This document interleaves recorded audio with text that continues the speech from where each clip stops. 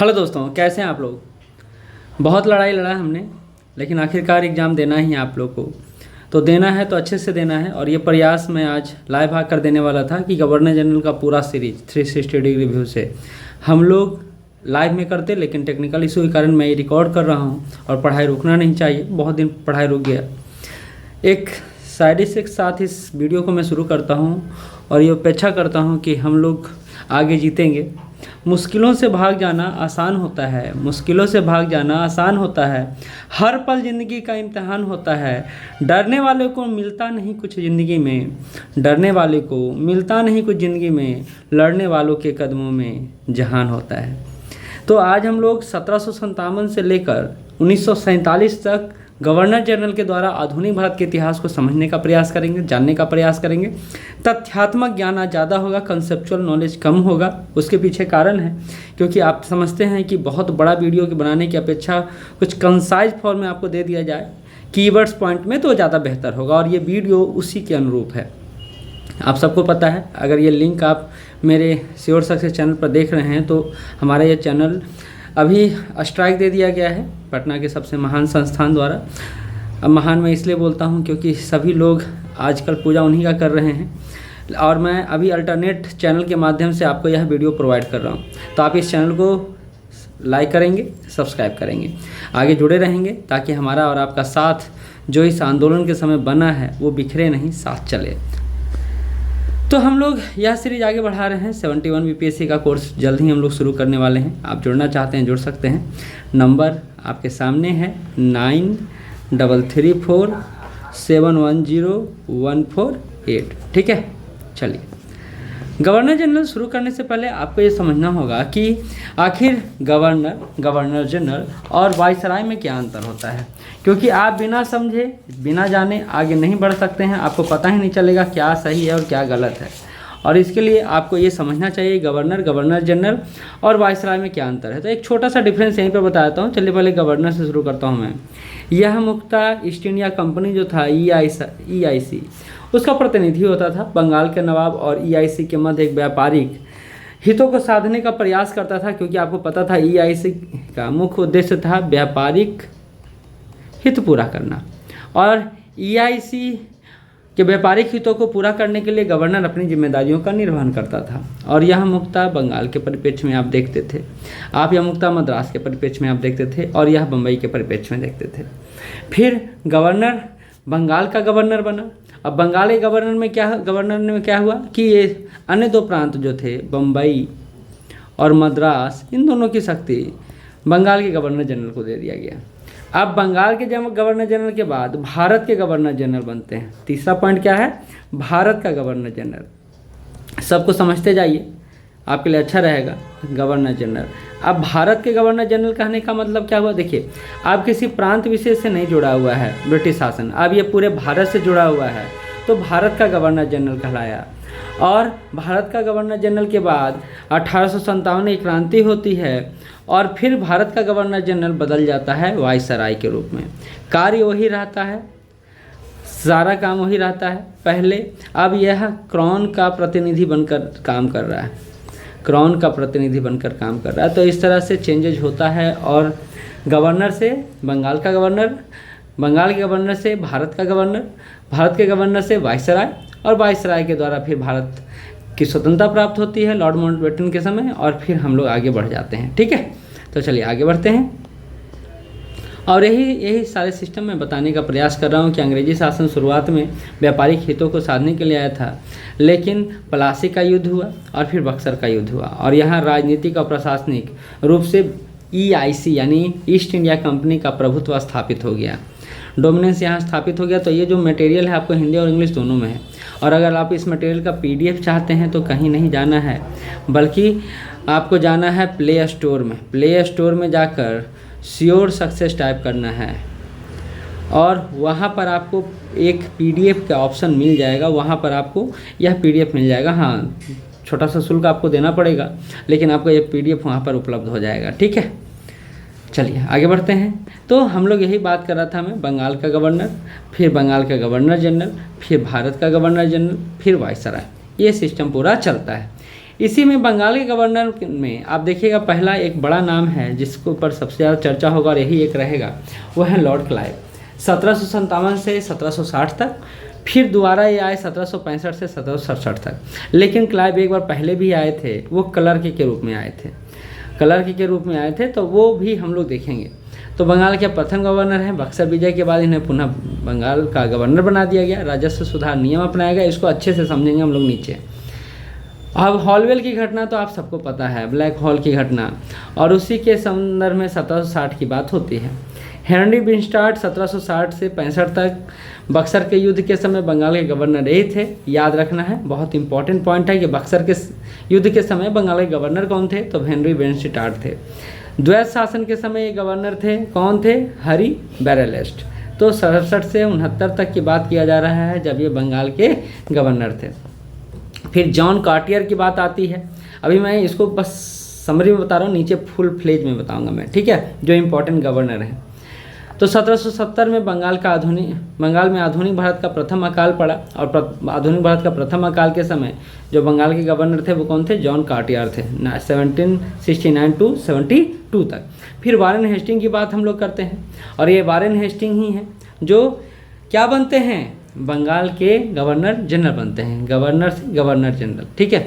तो बंगाल का अंतिम गवर्नर हैं ये, और बंगाल में द्वैत शासन को समाप्त करते हैं, वही द्वैत शासन जिसको क्लाइव लेकर आते हैं, ठीक है। रेगुलेटिंग एक्ट आता है 1773 का, जिसको रेगुलेटिंग एक्ट बोला जाता है क्योंकि इसको मुख्यतः कंपनी को निर्देशित करने के लिए लाया गया था।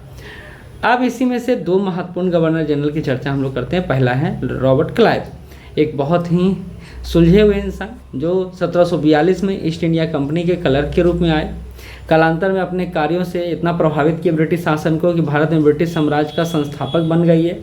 फिर कुल 3 बार ये भारत में आते हैं, एक बार तो 1742 हो गया, दूसरा 1757 1760 और तीसरा 1765 से 1767। तो 3 बार रॉबर्ट क्लाइव का आगमन होता है भारत में, ये भी पूछा जा सकता है। क्लाइव के कार्यों को आप देखना चाहें तो 2 स्तरों पर देख सकते हैं, एक सुधारात्मक कार्य, एक है दमनात्मक कार्य। सुधारात्मक कार्य की बात किया जाए, करेक्टिव एक्शन, और आप यहाँ देखिए, और रिप्रेसिव एक्शन की बात कर रहे हैं हम लोग। पहले सुधारात्मक कार्य की बात कर लेते हैं, अच्छा बात कर लेते हैं पहले, फिर बुरा बात करेंगे, क्योंकि आजकल बुरा तो हम लोग के साथ हो ही रहा है, अच्छा कुछ नहीं हो रहा है। भारतीय सर्वेक्षण विभाग की स्थापना सबसे पहले यही की, establishment of survey of India James tunnel द्वारा किया गया। तो भारतीय सर्वेक्षण विभाग की स्थापना किनके नेतृत्व में, जेम्स टनल के नेतृत्व में। पहला सुधारात्मक कार्य हो गया। दूसरा आते हैं श्वेत विद्रोह हुआ, एक बहुत ही अल्टीमेट विद्रोह था जो 1766 में किनके द्वारा किया गया, तो अंग्रेजों द्वारा ही किया गया। अब श्वेत हैं तो श्वेत तो वही रहेंगे ना, है ना। तो कहते हैं उपहार और दोहरा भत्ता जो श्वेत सैनिक लेते थे उसको बंद करवा दिया गया, किसके द्वारा, लॉर्ड क्लाइव के द्वारा। तो युद्ध काल में सैनिकों को वेतन के अलावा भी पैसा मिलता था, उसको भी बंद करवा दिया गया। और कहते हैं अंग्रेज सैनिकों ने यह देखकर विद्रोह कर दिया, और यही कहलाया श्वेत विद्रोह। तो पूछा जा सकता है कब हुआ, तो 1766 में हुआ है। व्यापारिक समिति की स्थापना किया गया, और कहा गया व्यक्तिगत व्यापार बहुत होता है और इससे क्या होता है, कंपनी का हित प्रभावित होता है। तो व्यक्तिगत व्यापार का मतलब हुआ कि हम चाहते हैं कि हम व्यापार करें, वो चाहता है वो व्यापार करे, तो सब व्यापार कर रहे थे। तो ऐसे में कंपनी अपना एस्टेब्लिशमेंट कैसे खोजता है, तो उसी कारण से व्यक्तिगत व्यापार को प्रतिबंधित कर दिया गया और सामूहिक व्यापार के उद्देश्य से यह काम शुरू हुआ। नमक हो गया, सुपारी हो गया, तंबाकू हो गया, इसके व्यापार पर एकाधिकार हो गया। अब कंपनी का एकाधिकार हो गया, और ये बहुत बड़ी बात थी क्योंकि ये सबसे ज़्यादा निर्यात किया जाता था। द्वैत शासन की स्थापना की, तो ये भी पूछा जा सकता है कि भारत में द्वैत शासन की स्थापना किसने किया है, तो रॉबर्ट क्लाइव ने किया है। बहुत इंपॉर्टेंट पॉइंट है, याद रखिएगा, ठीक है, very very very very important. कहता है दमनात्मक कार्य। अब ये तो अच्छा काम हो गया। अब बुरा काम क्या है, तो बुरा काम है बेदरा का युद्ध हुआ 25 नवंबर 1759 को। अंग्रेज और डच के मध्य जो हुआ बेदरा का युद्ध ये हुआ, तो ये भी याद रखना है, अंग्रेजों और डच के मध्य बेदरा का युद्ध हुआ है। कब हुआ है, 25 नवंबर 1759 को। प्लासी का अगला युद्ध हुआ, मीर जाफर को बंगाल का फिर नवाब बना दिया जाता है। और प्लासी के युद्ध को आप तो बहुत अच्छे से पढ़े होंगे, और अगर नहीं पढ़े होंगे तो एक बार स्टार कर देता हूँ मैं, पढ़ लेना है, ठीक है। प्लासी का युद्ध हो गया, बक्सर का युद्ध हो गया, ये सब बहुत इंपॉर्टेंट है आपके लिए। अब यहाँ कुछ इंपॉर्टेंट पॉइंट है, उसको सुन लीजिए। ब्रिटिश प्रधानमंत्री हैं लॉर्ड पिट। क्लाइव को स्वर्ग से जन्मा जनरल कहते हैं, क्योंकि क्लाइव ने भारत में जो ईस्ट इंडिया कंपनी है उसको सिर्फ इस्टेब्लिश नहीं किया बल्कि भारत में प्रभुसत्ता भी स्थापित करवा दिया। बर्के ने क्लाइव को बड़ी बड़ी नींव रखने वाला बताया है। पर्सिवल स्पीयर ने उसे भविष्य का अग्रदूत कहा है और इंग्लैंड जाकर एक व्यक्ति, एक महान गवर्नर का आत्महत्या कर लिया जाना इतिहास में एक बहुत बड़ी घटना के रूप में देखा जाता है। तो क्लाइव का अंत यहाँ होता है और उनके बेहतरीन कार्य को हम लोग ने देखा, सुधारात्मक कार्य को देखा हमने और दमनात्मक कार्य यानी करेक्टिव एक्शन और रिप्रेसिव एक्शन, इन दोनों की बात की हमने। अब आते हैं यहाँ से फिर बंगाल के गवर्नर जनरल, क्योंकि 1773 का रेगुलेटिंग एक्ट आता है। बंगाल का गवर्नर अब गवर्नर जनरल बन जाता है। ठीक है, पहले लॉर्ड क्लाइव क्या थे, तो बंगाल के गवर्नर थे। अब क्या हो गए हैं, वारेन हेस्टिंग गवर्नर जनरल हो गए हैं। ठीक है, तो चलिए आगे बढ़ते हैं। कहते हैं वारेन हेस्टिंग को 1772 में बंगाल का गवर्नर बनाया जाता है और 1773 ईस्वी के रेगुलेटिंग एक्ट के माध्यम से बंगाल का पहला गवर्नर जनरल कौन नियुक्त हो जाते हैं, वारेन हेस्टिंग। इंपॉर्टेंट पॉइंट है। ठीक है, आगे बढ़ते हैं। 1774 में फोर्ट विलियम में सर्वोच्च न्यायालय की स्थापना करने का श्रेय वारेन हेस्टिंग के पीरा को ही जाता है। 1781 का अधिनियम भी आया, यानी 2 अधिनियम इनके समय में आया, 1773 का अधिनियम और 1781 का अधिनियम। ठीक है, फिर 1784 का पिट्स इंडिया एक्ट, ये भी बहुत इंपॉर्टेंट है, ये भी पूछा जाता है पिट्स इंडिया एक्ट कब आया था, 1784 में आया था। ठीक है, बहुत सारे क्वेश्चन हैं जो आपके बन सकते हैं। बनारस के महाराजा हैं चेत सिंह, इनके साथ तनावपूर्ण संबंधों के कारण वारेन हेस्टिंग पूरा चर्चा में रहते हैं और इंग्लैंड में इसी कारण से चेत सिंह के कारण तनावपूर्ण संबंधों के कारण इन पर महाभियोग भी चलाया जाता है, जो अंततः साबित नहीं होता है, लेकिन इनका इज्जत पूरा खराब होता जरूर है और इसी को लेकर हम लोग चर्चा भी करेंगे। उन्होंने यानी वारेन हेस्टिंग ने विलियम जोन्स के साथ मिलकर एशियाटिक सोसाइटी ऑफ बंगाल की स्थापना की 1784 में। हर फैक्ट इंपॉर्टेंट है। एशियाटिक सोसाइटी ऑफ बंगाल की स्थापना विलियम जोन्स द्वारा किया गया। नंद कुमार को फांसी देने की घटना भी इनके समय थोड़ा रियरेस्ट घटना माना जाता है, नहीं दिया जाना चाहिए था, लेकिन षड्यंत्र के तहत नंद कुमार को फांसी दिया जाता है। इसके बारे में भी हम लोग देखेंगे। सुधार कार्य क्या किया, तो इन्होंने दीवानी और फौजदारी दोनों जिला स्तरों पर स्थापना किया, अदालतों की स्थापना किया, दीवानी अदालत अलग से, फौजदारी अदालत अलग से। कलकत्ता में सदर दीवानी और निजामत अदालतों की भी स्थापना की है। 1776 में संस्कृत की संहिता को एक कोड ऑफ जेंटू लॉज के शीर्षक के नाम से अंग्रेजी में अनुवाद भी कराया, ये भी पूछा जा सकता है। एक कोड ऑफ जेंटू लॉज शीर्षक से अंग्रेजी में अनुवाद किसने कराया, तो ये करवाया गया वारेन हेस्टिंग के द्वारा। आपको पता है कि द्वैध शासन की स्थापना ड्यूअल गवर्नमेंट का पॉलिसी जो लेकर आए थे रॉबर्ट क्लाइव, उसको समाप्त इन्होंने कर दिया। तो ये इंपॉर्टेंट हो सकता है, लाया कौन और समाप्त कौन किया। ठीक, बंगाल को जिलों में राजस्व अधिकारियों की नियुक्ति, ताकि राजस्व कंपनी को लगातार मिलता रहे, ये काम किया गया वारेन हेस्टिंग के द्वारा। तो ये बड़े बड़े काम थे जो उनके द्वारा किए गए। कुछ और भी काम है जिसको आपको समझना चाहिए, जानना चाहिए। जैसे एक बात कर लूँ मैं कि इनका जो प्रशासनिक सुधार है, जैसे द्वैध शासन को समाप्त करना, इम्पॉर्टेंट यह है कि सूबेदार मोहम्मद रजा खां और सिताब राय को दीवानी कार्य से मुक्त कर दिया गया, जबकि दोनों उस समय अंग्रेजी शासन के ईस्ट इंडिया कंपनी के बहुत भक्त टाइप लोग थे। मतलब होता है ना कि एकदम जी हाँ वाले स्थिति वाले, तभी इन दोनों को हटा दिया गया। मुख्यतः अंग्रेजी शासन खुद को एस्टेब्लिश करने में लगा हुआ था। मुर्शिदाबाद से राजकोष हटा करके कहाँ एस्टेब्लिश किया गया, तो कलकत्ता में एस्टेब्लिश किया गया। तो यही पूछा जा सकता है कि मुर्शिदाबाद से राजकोष हटाकर कहाँ रखा गया, तो कलकत्ता में। किसके द्वारा, तो वारेन हेस्टिंग के द्वारा। और यहीं पर 2 रेवेन्यू बोर्डों का भी गठन हुआ। यह बोला जा रहा है कि ये प्रशासनिक सुधार हो गया।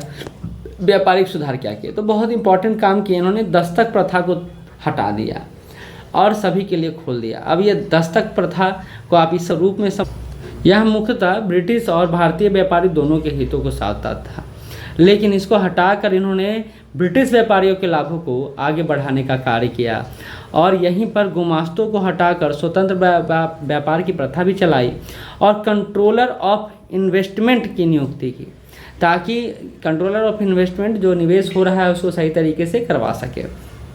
व्यापारिक क्षेत्र में कंपनी ने यूरोपीय एवं भारतीय व्यापारियों के भेदभाव को हटा दिया और यहीं से ददनी प्रथा का भी अंत कर दिया गया।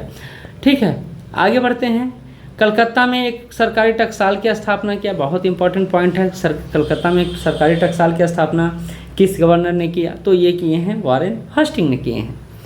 राजस्व संबंधी सुधार भी इनका बहुत आपको देखना है। जैसे हेस्टिंग राजस्व संबंधी कुव्यवस्था को दूर करने हेतु सुझाव हेतु एक समिति का निर्माण किए थे। भू राजस्व वसूली और राजस्व संबंधी सुधार के लिए ब्रिटिश लैंड रेवेन्यू कलेक्टर का पद का सृजन किया गया। तो ये एक बहुत बड़ा पद है जो आप रेवेन्यू कलेक्टर, आप डीएम और डिस्ट्रिक्ट मजिस्ट्रेट आप देखते हैं, वैसे ही रेवेन्यू कलेक्टर को देखिए।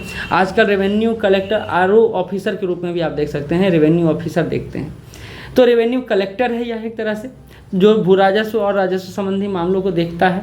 और ये पद का सृजन किसके द्वारा किया गया है? वॉरेन हेस्टिंग द्वारा किया गया है। इन्होंने न्यायिक सेवा का इनको जनक भी माना जाता है, बहुत इंपॉर्टेंट पॉइंट है।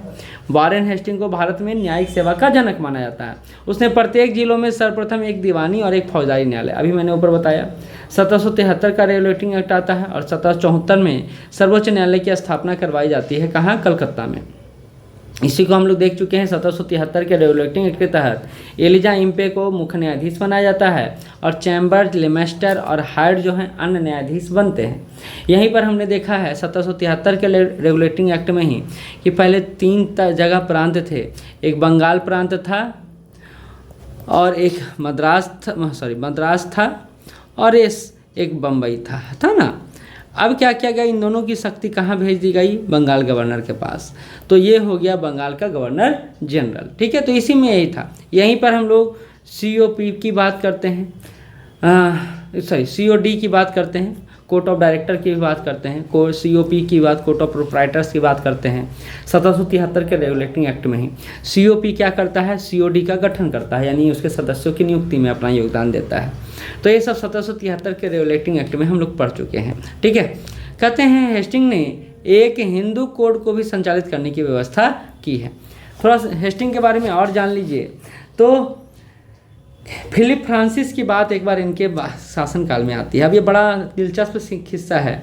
फिलिप फ्रांसिस का नाम लिख देता हूँ मैं, फिलिप फ्रांसिस का। अब ये क्या हुआ? फिलिप फ्रांसिस जो थे क्लाइव से बहुत ज़्यादा प्रभावित थे, क्लाइव को बहुत अच्छा इंसान मानते थे और ये बहुत बड़े उच्चाधिकारी थे। जब ये भारत में आए तो इनको बहुत गुस्सा आ गया। किस बात पर गुस्सा आया सुनिएगा तो अभी हंसिएगा। इनको चाहिए था 21 तोपों की सलामी, क्योंकि कोई भी बड़ा ओहदे वाला व्यक्ति आता था उसको 21 तोपों की सलामी दिया था, जो हाईएस्ट ऑनर होता था, हाईएस्ट फ्रॉड होता था। लेकिन उनको दिया गया 17 तोपों की सलामी। और उस समय गवर्नर जनरल कौन थे बंगाल के? तो वो थे वॉरेन हेस्टिंग। इनको बहुत गुस्सा आता है और यही बात, ये गुस्सा को वहाँ जाकर इजहार करते हैं ब्रिटेन में। और महाभियोग जो चलाया जाता है ना वॉरेन हेस्टिंग पर, उसमें उनका नाम महत्वपूर्ण है। तो ये आपको बता दिया मैंने। तो यही महाभियोग की बात जब आती है वॉरेन हेस्टिंग पर, महाभियोग जब यहाँ से जाते हैं ब्रिटेन लौटते हैं, एकदम रौबदार स्थिति में है, पैसा खूब ज़्यादा है, टेंशन उनको कुछ नहीं है।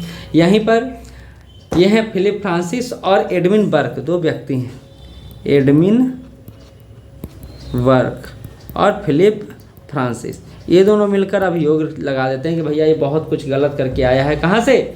भारत से। इसने ऐसा ऐसा काम किया है जिससे ब्रिटिश सरकार जो है शर्मसार हुआ है। तो क्या क्या किया है? तो पहला तो इन्होंने रोहिल्ला का मामला उठाया कि रोहिल्ला के साथ इन्होंने जाति किया है, शोषण किया है।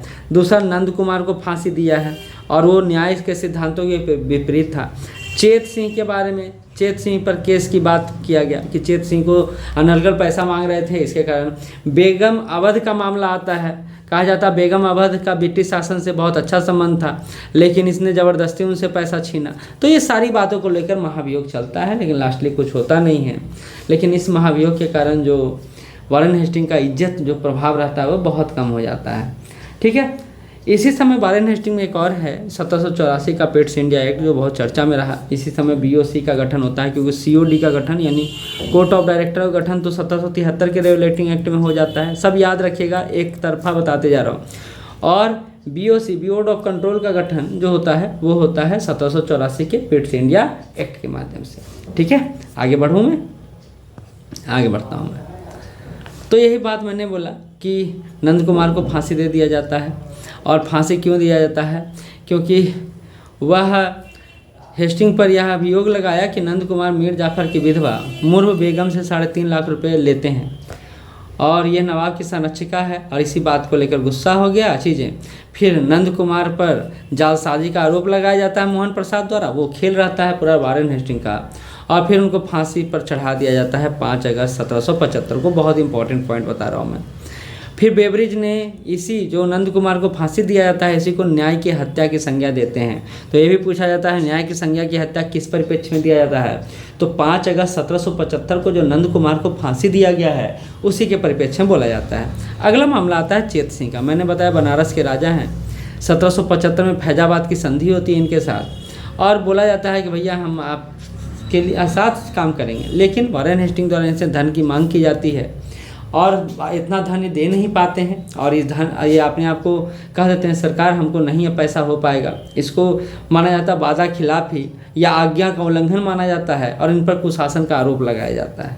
बेचारे चेत सिंह जिनमें इतना सामर्थ्य नहीं था कि वो ईस्ट इंडिया कंपनी को से मतलब लड़ सकें, तो वो भागकर चले जाते हैं ग्वालियर, और यही मामला फिर उठता है जो मैंने अभी बताया एडविन बर्क और फिलिप फ्रांसिस द्वारा, जो अभी महाभियोग चलाया जाता है इंग्लैंड में। ठीक है, स्मिथ ने उनके इस कार्य को जो उन्होंने चेत सिंह के साथ किया है अन्यायपूर्ण और बुद्धिमत्ताहीन बताया गया है।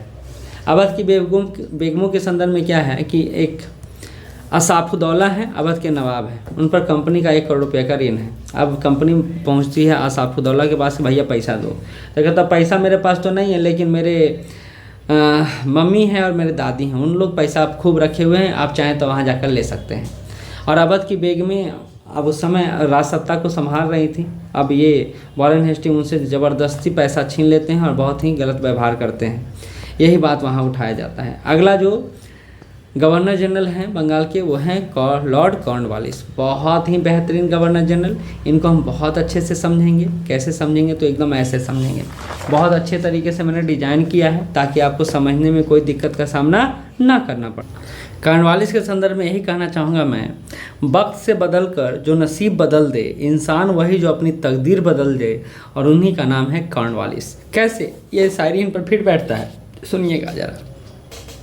ब्रिटिश संसद अब प्रशासनिक और सैन्य क्षमता युक्त जनरल भेजना चाहती थी, क्योंकि भारत में ब्रिटिश ईस्ट इंडिया कंपनी का प्रभाव बढ़ गया था, और सरकारें भी चाह रही और संसद भी चाह रहा है कि कोई ऐसा व्यक्ति भेजे ना जो वहाँ कंट्रोल कर सके चीज़ें, क्योंकि ईस्ट इंडिया कंपनी में सब कुछ अच्छा तो नहीं हो रहा है। बहुत ही कुव्यवस्था है, बहुत ही ज़्यादा अव्यवस्थित है। गवर्नर जनरल सब लोग जो हैं पैसा कमाने में लगे हुए हैं, और भ्रष्टाचार जितना चरम पर जाएगा सत्ता और शासन उतना ही कमज़ोर होता है। इसी बात को ध्यान में रखते हुए कॉर्नवालिस के पास गए सब लोग कि भैया तुम चले जाओ, इंडिया बहुत अच्छा क्षेत्र है, वहाँ बहुत आपको नाम मिलेगा, पैसा मिलेगा। तो कॉर्नवालिस कहते हैं भैया हमको वहाँ जाने से कोई लाभ नहीं है। काहे नहीं लाभ है, क्योंकि आप गवर्नर जनरल को कोई पावर ही नहीं दिए, सारा पावर यहीं सीज करके बैठे हुए हैं। तो हमको एक पावरफुल गवर्नर जनरल बनना है, ऐसे ही मत भेज दीजिए। तभी इनको सेनापति का पूरा अधिकार दिया जाता है, इनको वीटो का पावर दिया जाता है। ये सारा अधिकार लेके वहाँ से आते हैं, और इन्हीं का नाम है कॉर्नवालिस। 1786 से 1793 तक बंगाल के गवर्नर जनरल रहते हैं। इनके समय ही तीसरा मैसूर युद्ध होता है जो 1790 से 92 का है। अस्थाई बंदोबस्त भी लॉर्ड कॉर्नवालिस ही लेकर आते हैं। श्रीरंगपट्टनम की संधि 1792 में कॉर्नवालिस के द्वारा ही किया जाता है, और इनके समय 2 अधिनियम आता है, और ये दोनों अधिनियम कॉर्नवालिस को खुश करने वाला अधिनियम आप कह सकते हैं, 1786 और 1793। ठीक है, उत्तर अमेरिका का अभियान भी कॉर्नवालिस ने चलाया था, और इसी से प्रभावित भी थे अंग्रेज लोग। 1781 में इन्होंने सरेंडर किया था, लेकिन जो इन्होंने युद्ध लड़ा था उत्तरी अमेरिका में, उसकी प्रशंसा चारों तरफ हुई थी। तो आगे बढ़ते हैं, प्रशासनिक सुधार पर चलते हैं कॉर्नवालिस के।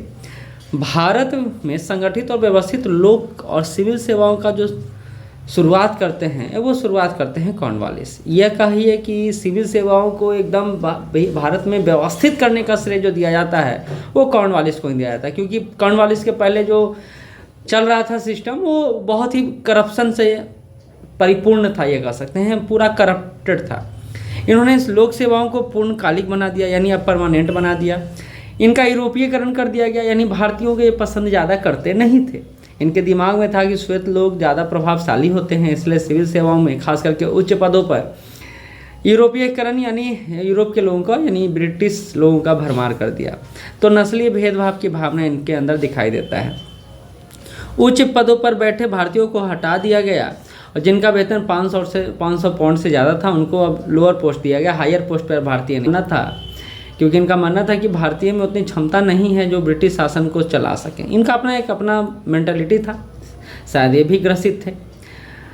रूसों के विचारों से ये बहुत ज़्यादा प्रभावित थे और इन्होंने व्यावसायिक, न्यायिक और राजस्व और अधिकारी इस संबंध में बहुत सारे पावर का डिवीज़न किया, शक्तियों का विभाजन किया कि व्यावसायिक पावर अलग से हो, यानी कॉमर्शियल पावर अलग हो, जुडिशियल पावर अलग हो और रेवेन्यू पावर अलग हो। ठीक है, अगला न्यायिक सुधार के बारे में बात कर लेते हैं। 4 सर्किट कोर्ट स्थापित करते ताकि न्यायिक अवधारणा आम लोगों तक पहुंच सके। ये 4 सर्किट कोर्ट कहाँ कहाँ? तो पहला कलकत्ता में, दूसरा ढाका में, तीसरा मुर्शिदाबाद में, चौथा पटना में। तो कार्नवालिस न्यायिक सुधार, जुडिशियल रिफॉर्म करते हैं और 4 सर्किट कोर्ट के एस्टेब्लिशमेंट करते हैं, कलकत्ता में, ढाका में, मुर्शिदाबाद में और पटना में। याद रखना है आपको। फिर ये दीवानी मामलों भी देखते हैं और फौजदारी मामलों के संदर्भ में भी काम करते हैं और जिला अदालत से न्यायिक शक्तियों से लिया जाता है। तो जिला अदालतों से न्यायिक शक्तियां ले लिया गया और कलेक्टर को न्यायिक शक्तियां दे दिया गया। तो ये एक बड़ा सुधार करते हैं, या कहें कि इसको बाद में जाकर फिर बदल दिया जाता है कि कार्नवालिस ने जिला अदालत से जो न्यायिक शक्तियां लिया था और कलेक्टर को जो न्यायिक शक्तियां दिया था, इससे कंट्राडिक्शन भी क्रिएट हो रहा था, यानी द्वंद्व भी हो रहा था। तो इसको बाद में सुधारा भी गया। खैर कहानी का यह अभी प्रारंभिक पार्ट है, अभी तो आगे बहुत सारे परिवर्तन आपको देखने बाकी हैं। न्यायिक सुधार में क्या क्या करते हैं? तो सदर दीवानी अदालत का निर्माण करते हैं जिसमें गवर्नर जनरल, काजी, मुफ्ती सभी लोग शामिल होते हैं ताकि धार्मिक सहिष्णुता को भी ध्यान में रखा जा सके। सदर निजामत अदालत का स्थापना करते हैं और ये कलकत्ता इसको लेकर आते हैं निजामत अदालत को। अगला है जिला राजस्व न्यायालय की स्थापना करते हैं, डिस्ट्रिक्ट रेवेन्यू कोर्ट का एस्टेब्लिशमेंट करते हैं जिला स्तर पर, सिटी के लेवल पर यानी शहर के स्तर पर, जिला कोर्ट के लेवल पर। तो ये 3 स्तर पर न्यायिक सुधार की बात करते हैं जिला राजस्व न्यायालय के अंतर्गत। अब आगे बढ़ते हैं, समझिएगा इस बात को। ये लगातार प्रशासनिक सुधार कर रहे हैं, न्यायिक सुधार कर रहे हैं और ये आगे कुछ और भी सुधार करते हैं, लेकिन गवर्नर जनरल के अनुसार वकीलों की ज़रूरत है और यह न्याय को खर्चीला बनाता है, तो न्याय को खर्चीला ना हो इसलिए यह आप कोर्ट का डिवीज़न भी करते हैं, या ये कहें कि इस समय वकीलों का ज़रूरत है जो ज़्यादा ही दिखाई देने लगे। तो न्याय को कम खर्चीला बनाने के लिए आगे और प्रयास करते हैं। क्या प्रयास करते हैं? तो ये कॉर्नवालिस कोड लाते हैं, यह कानूनी सुधार करते हैं। कॉर्नवालिस कोड का एस्टेब्लिशमेंट करते हैं जो 1793 में लेकर आते हैं। तो कॉर्नवालिस कोड की भी चर्चा करेंगे हम लोग। कॉर्नवालिस कोड, ठीक है, 1793 में। अभी हम लोग देख लेते हैं पुलिस सुधार। अब आप ये जान रहे होंगे इनको कौन है आपके सामने। तब भी पुलिस वेतन में वृद्धि और सुधार करते हैं, क्योंकि इनका मानना है कि पुलिस के वेतन में अगर वृद्धि नहीं किया जाएगा तो करप्शन बढ़ेगा ही। जिला पुलिस प्रमुख बनाते हैं, जो एसपी की बात हम लोग करते हैं। और जिला पुलिस प्रमुख कौन रहेंगे? तो मैंने आपको बताया उच्च पदों पर भारतीयों को रखना इनको स्वीकार नहीं था, तो ये यूरोपीय को रखेंगे। लोअर पोस्ट की बात कर लें, जैसे पुलिस पोस्ट की बात कर लें, चौकिया जो बनाया गया और विभिन्न चौकिया बनाया गया एक जिले के अंतर्गत, उसका प्रमुख जो होता था दरोगा होता था। और दरोगा जो चूँकि निम्न पोस्ट है तो इसमें भारतीय रह सकते थे, ये काम इन्होंने किया। जज के नियंत्रण में पुलिस कार्य को दे दिया और यहाँ भी कंट्राडिक्शन क्रिएट हुआ। तो कार्नवालिस का जो कुछ कार्य था ना, जो आगे जाके बहुत कंट्राडिक्शन बनता है, द्वंद्व होता है और फिर उसमें सुधार भी होता है, उसी में से एक ये भी है। जमींदारों के पुलिस संबंधी अधिकार समाप्त कर दिया गया, क्योंकि पहले पुलिस व्यवस्था तो था नहीं, रेगुलेट होता नहीं था अच्छे से और एक सिस्टमेटिक नहीं था। तो जमींदारों को क्या बोला गया था कि भैया आप अपना भू राजस्व तहसीलने के लिए ना अपना पुलिस रखिए, यानी अपना लाठीदार रखिए, ताकि आपको राजस्व वसूलने में मुश्किल ना हो। तो कार्नवालिस ने बोला कि आपका इसको कोई ज़रूरत नहीं है, हम आपको पुलिस व्यवस्था दे रहे हैं, आप इसको ख़त्म कर दीजिए, एबॉलिश कर दीजिए। तो वही काम यहाँ पर किया भी गया है, ठीक है। अब भ्रष्टाचार के खिलाफ ये क्या लड़ाई लड़ते हैं? तो देखिए, वेतन में वृद्धि कर देते हैं पहली बार कि सारा पुलिस को लेकर, जज को लेकर सारे का वेतन बढ़ा दिया जाता है। निजी व्यापार पर प्रतिबंध लगा दिया जाता है, जो काम वारेन हेस्टिंग ने शुरू किया था। रिश्वतखोरी और उपहार जितने भी मिल रहे हैं वो कहते हैं ना भैया, अब आपको नहीं लेना ये सब चीज़। वरिष्ठता के आधार पर, सीनियरिटी के आधार पर अब आपको पदोन्नति मिलेगा, यानी आपका पदानुक्रम बढ़ेगा, अब पैरवी काम नहीं करेगा। और मैंने पहले बताया निजी व्यापार पर प्रतिबंध लगा दिया गया। व्यावसायिक सुधार इन्होंने किया, बहुत अच्छा सुधार ये मान सकते हैं कि 1774 में बोर्ड ऑफ ट्रेड का गठन किया। अब क्या है, व्यापारिक हित पहले अपने अपने स्तर पर व्यापार होता था, अब क्या है, बोर्ड ऑफ ट्रेड के तहत व्यापार होगा 1774 में। इसमें यूरोपीय और भारतीय दोनों को शामिल किया गया। कहते हैं कि समाप्त करके कॉमर्शियल रेसिडेंट को स्थापित किया था। बोर्ड ऑफ ट्रेड जो पहले से काम कर रहा था, मैंने शायद ये बोल दिया कि इन्होंने एस्टेब्लिश किया, नहीं, पहले से ही काम कर रहा था बोर्ड ऑफ ट्रेड, उसी को इन्होंने यहाँ पर सुधार करके कॉमर्शियल रेसिडेंस स्थापित करते हैं। और ये कॉमर्शियल रेसिडेंट क्या है कि सभी के लिए कॉमन है, सब यहाँ से व्यापार कर सकते हैं, यानी एक सेंट्रलाइज चीज़ें कर दिया। और ये एजेंट द्वारा खरीद बिक्री यहाँ से होता है, जैसे आप गोदाम में ले जाते हैं, रखते हैं और वहाँ से आता जाता है, तो वैसे ही यह कॉमर्शियल रेसिडेंट था जो बोर्ड ऑफ ट्रेड की जगह पर अब काम करेगा। तो ये कॉर्नवालिस के बड़ा सुधार के में से एक है। 1793 में अस्थाई बंदोबस्त जो लाया गया कॉर्नवालिस द्वारा, जो इतिहास के पन्नों में लिखाई गए हैं, आप देखे होंगे। और अभी मैं बोल रहा था कॉर्नवालिस ने सभी सुधारों को और न्यायिक प्रक्रिया को कम खर्चीला करने के लिए कॉर्नवालिस कोड को इस्टेब्लिश किया, जिसमें लीगल रिफॉर्म यानी कानूनी सुधार और सदर निजामत अदालत दोनों के अधिकारों के बारे में चर्चा किया गया है। इसमें न्यायिक सुधार, यूरोपीय लोग भी न्यायिक नियम तहत आएंगे, उत्तरदायी सिविल कोड और न्याय सबसे ऊपर की अवधारणा पर काम किया गया। तो न्यायिक सुधार में दीवानी और फौजदारी दोनों अधिकारों के संदर्भ में यहाँ पर बात किया गया है। तो दोनों सुधार कॉर्नवालिस की तरफ से किए गए, एक अच्छा प्रयास किया गया ताकि भारत को रेगुलेट किया जा सके, जो करप्शन है वो करप्शन फ्री करवाया जा सके। और इन्होंने एक और काम किया, इनको हिंदू और मुस्लिम, चूँकि भारत में तो आपको पता है कि जब अंग्रेज आए तो हिंदू और मुस्लिम दो ही धार्मिक संप्रदाय के लोग रह रहे थे, तो इन्होंने हिंदू और मुस्लिम दोनों के कानूनों को नियमबद्ध किया यानी रेगुलेट किया। 1791 में इन्होंने जोनाथन डंगन के साथ मिलकर संस्कृत कॉलेज का भी इस्टेब्लिशमेंट किया। तो एक बहुत अच्छा प्रयास था और इसके माध्यम से भारतीय हिंदू संस्कृति के नियम को समझने का ये प्रयास कर रहे थे और अन्य यूरोपीय भी प्रयास कर रहे थे, क्योंकि जब तक आप रीजनल लेवल पर काम नहीं कीजिएगा, समझिएगा नहीं, तब तक शासन को अच्छे से इस्टेब्लिश नहीं कर पाइएगा। और कॉर्नवालिस ने यही काम किया भी।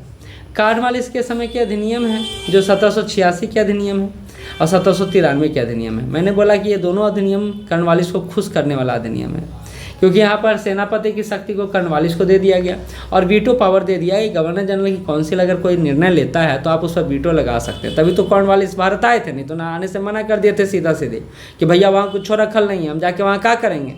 तो गवर्नर जनरल के वीटो का पावर दे दिया गया और आगे भी जारी रखा गया। जब चार्टर आता है 1793, क्योंकि कॉर्नवालिस जाने लगते हैं और बोलते हैं भैया हम तो जा रहे हैं, हम तो सुख भोग लिए, लेकिन मेरे आगे आने वाले जो गवर्नर होंगे उनको क्या मिलेगा। तो उनको बोला गया कि ये पावर जो है कंटिन्यू रहेगा, एज इट इज रहेगा। तो चार्टर एक्ट 1793 में नियम के अनुसार कार्य होगा। सभी प्रांतों के गवर्नर जनरल की बात को मानना जरूरी होगा। ईस्ट इंडिया कंपनी के व्यापार को 20 साल के लिए बढ़ा भी दिया गया। सेनापति को काउंसिल से बाहर कर दिया गया, यानी सेनापति की शक्ति समाप्त हो गया, पद समाप्त हो गया।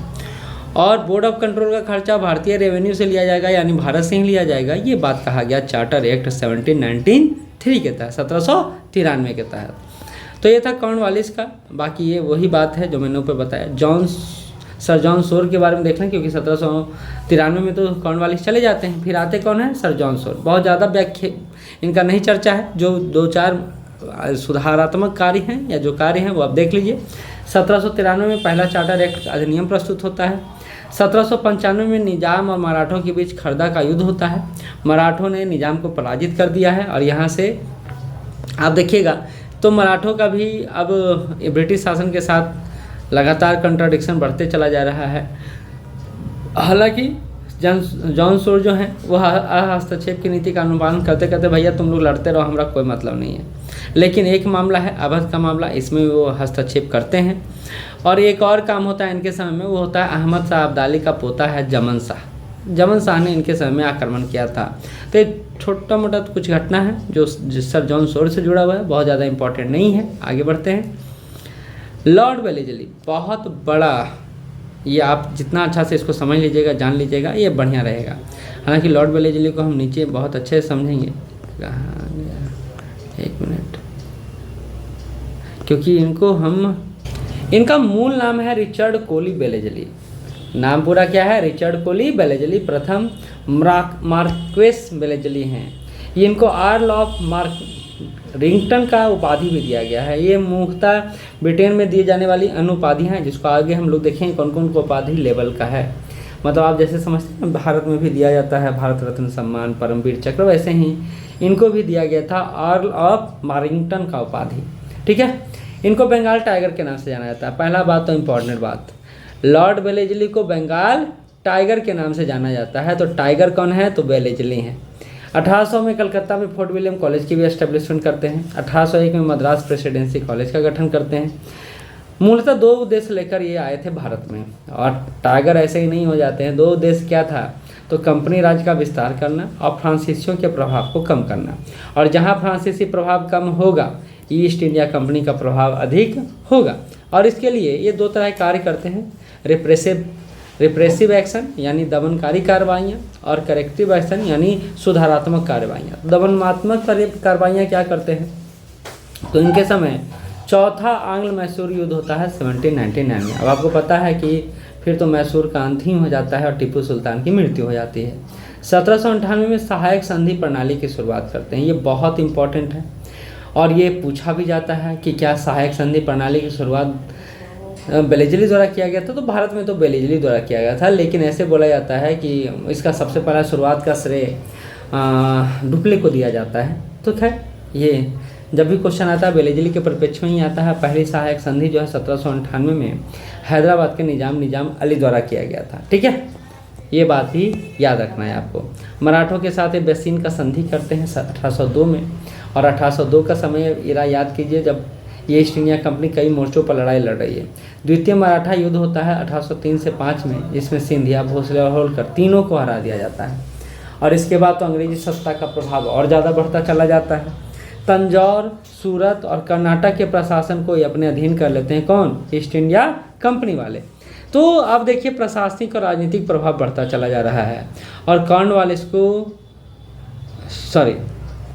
फिर 5 अक्टूबर 1805 में कॉर्नवालिस का मृत्यु हो जाता है। उनको दोबारा गवर्नर जनरल बनाकर जरूर भेजा जाता है, लेकिन वो ज़्यादा दिन काम नहीं कर पाते हैं और उनका मृत्यु हो जाता है 1805 में।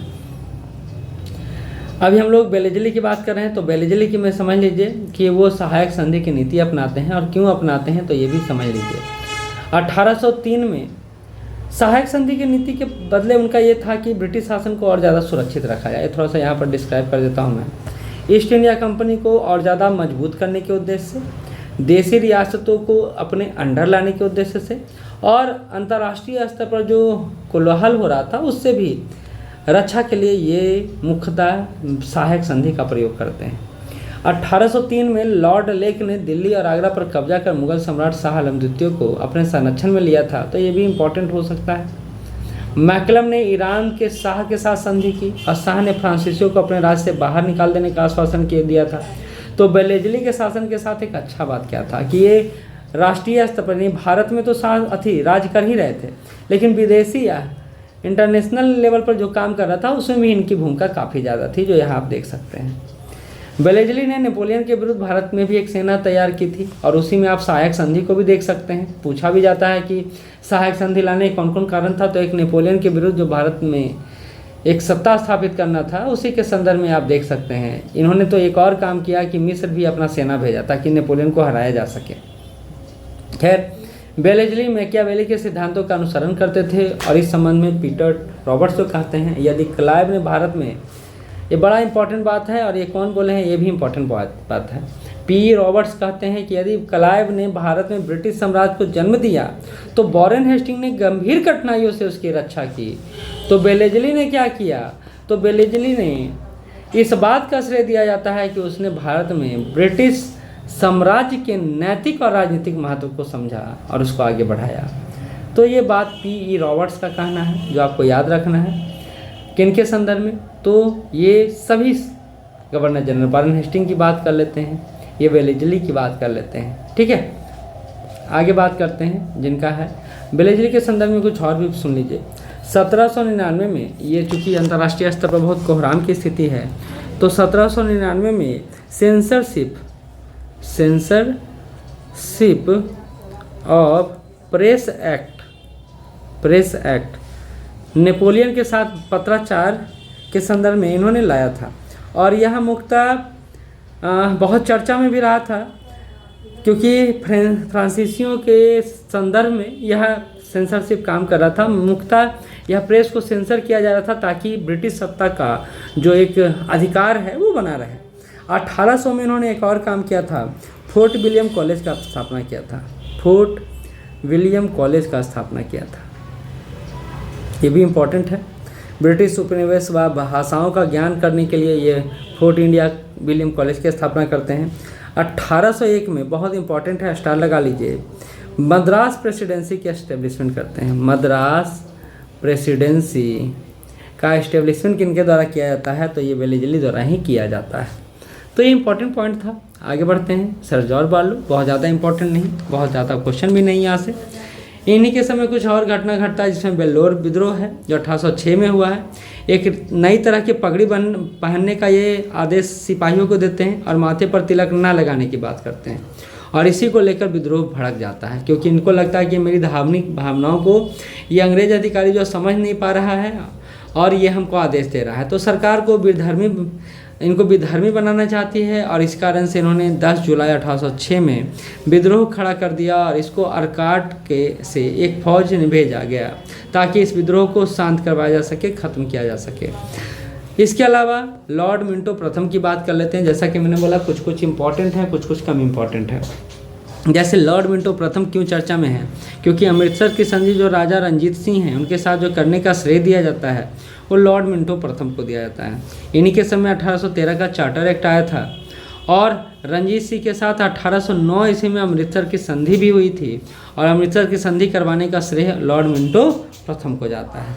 लॉर्ड मिंटो ने चार्ल्स मेटकाफ को लाहौर के शासक रंजीत सिंह से संधि के लिए भेजा था। तो ये भी एक पूछा जा सकता है कभी कभी, तो आप इसको याद कर लेंगे। जैसा कि मैंने बोला, ये चैनल नया है और वो चैनल हमारा अभी स्ट्राइक पे है, तो आपसे निवेदन है कि आप इस चैनल पे जिस पे आप देख रहे हैं उसको सब्सक्राइब कर लेंगे, लाइक कर देंगे वीडियो को, और पीडीएफ आपको हमारे ऐप से मिल जाएगा, श्योर सक्सेस ऐप से मिल जाएगा, जिस पर ये लोगो लगा रहेगा। आपको उसके अंदर जाएगा, पीडीएफ ऑप्शन में आपको ये पीडीएफ मिल जाएगा। ठीक है। चार्टर एक्ट 1813 की बात कर लेते हैं। मुख्यतः 4 बातों को लेकर यह एक्ट बहुत इंपॉर्टेंट है। पहला तो जो औद्योगिक एकाधिकार था कंपनी का, उसमें इसमें समाप्त कर दिया गया 1813 में। साथ ही सीधे क्राउन को आह्वान किया गया, और सारे भूरी जाति यानी जो भारतीय उनको सभ्य बनाने की बात कही गई। इसी में ईसाई मशीनरियों का आगमन भी होता है भारत में, और ये एक महत्वपूर्ण एक्ट है 1813 का एक्ट। इसी के तहत चीन के साथ चाय का और व्यापार का एकाधिकार बरकरार रखा गया, बाकी अधिकार को समाप्त कर दिया गया। कंपनी को 20 साल का जीवन दान दिया गया, और ब्रिटिश राज के संदर्भ में बोला गया कि भैया यहाँ 1 लाख रुपया आपको शिक्षा के क्षेत्र में काम करने के लिए दिया जाएगा। तो ये पहली बार हुआ था इस तरह का काम जो ब्रिटिश शासन द्वारा किया गया था। ठीक है। कहा गया कि अगर EIC के शेयर धारक यानी ईस्ट इंडिया कंपनी के शेयर धारक भारत में अपना राजस्व लगाते हैं किसी कार्य में, तो उनको 10.5% तक लाभांश देंगे। तो निवेश को प्रोत्साहित करने का प्रयास किया गया ईस्ट इंडिया कंपनी के द्वारा। इसी के तहत और भी काम किया गया। क्या किया गया? तो मद्रास, बम्बई और कलकत्ता के परिषद द्वारा बनाए गए विनियमों को ब्रिटिश संसद के समक्ष रखा जाना, और ब्रिटिश क्षेत्रों की संवैधानिक स्थिति पहली बार परिभाषित भी करने का प्रयास किया गया 1813 में। तो कुछ महत्वपूर्ण थे जो 1813 में घटित हुई घटनाएं। लॉर्ड फ्रांसिस हेस्टिंग की बात कर लेते हैं। ठीक है। लॉर्ड फ्रांसिस हेस्टिंग की बात कर लेते हैं। 1813 से 1823 तक का इनका शासनकाल रहा है, और इन्होंने आक्रामक नीति, एग्रेसिव पॉलिसी का अनुपालन किया। ये पहले से ही तैयार होकर आए थे, भैया हम किसी का सुनने वाले नहीं है, किसी का देखने वाले नहीं है। इन्होंने इंटीग्रेटेड मार्केट की बात की, एकीकृत बाजार की बात की, और रियासतों को विलय करने का प्रयास किया कि एक ही जगह 50 जगह रहने से अच्छा है कि एक जगह रखा जाए सबको। इनका करेक्टिव एफर्ट क्या रहा? तो पुलिस सुधार की बात इन्होंने किया। सभी प्रांतों के से दरोगा और नीचे वाले पद को खत्म ही कर दिया, और ये दरोगा वाला पद कॉर्नवालिस ने जो क्रिएट किया था उसको समाप्त करने का प्रयास इन्होंने किया। हिंदी कॉलेज का एस्टेब्लिशमेंट किया कलकत्ता में 1817 में, ये आपको याद रखना है। अगला बात है RRR यानी राजा राम मोहन राय और डेविड हेयर जो हिंदू कॉलेज से जुड़े रहे, ये नाम है महत्वपूर्ण। 3 संस्कृत कॉलेज का एस्टेब्लिशमेंट किया इन्होंने कोलकाता में, दिल्ली में और आगरा में। हम लोग बात कर रहे हैं लॉर्ड फ्रांसिस हेस्टिंग का। ठीक है। प्रेस सेंसरशिप को समाप्त कर दिया, और ये प्रेस सेंसरशिप लेकर कौन आए थे अभी मैंने बताया है, अभी आप नीचे कमेंट बॉक्स में बताएंगे। ठीक है। 1818 में बम्बई प्रेसिडेंसी बना दिया गया, मद्रास प्रेसिडेंसी बनाया गया था। किनके शासनकाल में? तो ये था लॉर्ड वेलेजली का। अब बम्बई प्रेसिडेंसी किनके समय बनता है? लॉर्ड हेस्टिंग के समय बनता है। आगे बढ़ते हैं। राजा राम मोहन राय ने कुछ समाचार पत्र शुरू किया था जो बहुत इंपॉर्टेंट है। मैंने बोला था कि बहुत सारा हम लोग पॉइंट क्लियर करते हुए यहाँ चलेंगे। समाचार दर्पण 1818 में शुरू हुआ था। संवाद कौमुदी और ये सारा बात यहाँ पर किया गया है। ठीक है, तो ये राजा राम मोहन राय से जुड़ता है। ठीक, अगला है रैयतवाड़ी व्यवस्था शुरू की गई 1820 में थॉमस मुनरो द्वारा। तो ये भी इम्पॉर्टेंट है जो आपको याद रखना है। जैसे हमने अभी पढ़ा जमींदारी व्यवस्था या स्थायी बंदोबस्त की बात किया हमने, अब हमने रैयतवाड़ी व्यवस्था की बात किया हमने। अगला है दमनात्मक प्रयास क्या किया गया लॉर्ड हेस्टिंग के द्वारा। तो प्रथम आंग्ल नेपाल युद्ध लड़ा गया 1814 से 16 में। कारण रहा तराई क्षेत्र का सीमा निर्धारण और नेपाल के लोग इधर आ रहे थे अंग्रेजी शासन की तरफ, तो ये हुआ युद्ध। फिर सुगौली की संधि होती है जो आज भी चर्चा का विषय है। 4 मार्च 1816 को अंग्रेजों का मित्र राष्ट्र बना और कौन, नेपाल। और गोरखा रेजिमेंट की बात जो करते हैं वो नेपाल से ही निकलता है। थर्ड आंग्ल मराठा युद्ध हुआ 1817-18 में लॉर्ड हेस्टिंग के समय, और पेशवा की समाप्ति हो गई। पेशवा पद को समाप्त कर दिया गया ताकि आगे लड़ाई का कोई स्कोप ही ना बचे। मंदसौर की संधि भी हुआ हेस्टिंग के समय। और पिंडारियों का दमन एक बहुत ही महत्वपूर्ण बात है जो यहाँ पर आपको समझ लेना चाहिए। ठीक, पिंडारियों के बारे में आपको पता है कि वो लुटेरे कहे जाते थे। मेलकम ने तो इनको मराठा शिकारियों का साथ कहा कि शिकारी कुत्ता तक कह दिया था। मेलकम ने पिंडारियों को शिकारी कुत्ता कहा था कि मराठा के शिकारी कुत्ते हैं ये। मुगल साम्राज्य का मलबा कहा गया पिंडारियों को क्योंकि उन्हीं के सेना में पहले शामिल थे, बाद में जाके लूटपाट करने लगे, ऐसा आरोप लगता है इन पर। दक्षिण सेना की बात कर लें तो टॉमस हिस्लोप ने सहयोगी मेलकम करीम खान ने समर्पण किया। इसको ऐसे कि पिंडारियों के दमन के लिए दो तरफ से सेना चला, एक तरफ दक्षिणी सेना था, एक तरफ उत्तरी सेना था, क्योंकि पिंडारियों का प्रभाव और जो प्रकोप था वो बहुत बड़े स्तर पर था। तो पिंडारियों के दमन के लिए दो तरफ से सेना चला। किस तरफ से, दक्षिणी तरफ से और उत्तरी तरफ से। दक्षिणी सेना का नेतृत्व कर रहे थे टॉमस हिस्लोप और इनके सहयोगी थे मेलकम, और यहीं पर पिंडारियों के नेता करीम खान ने समर्पण कर दिया। और करीम खान की जब बात आती है तो इन्हीं का पर एक मूवी भी बना है, वीर मूवी, आप देखे होंगे, सलमान खान का है। उत्तरी सेना का नेतृत्व कर रहे थे लॉर्ड हेस्टिंग।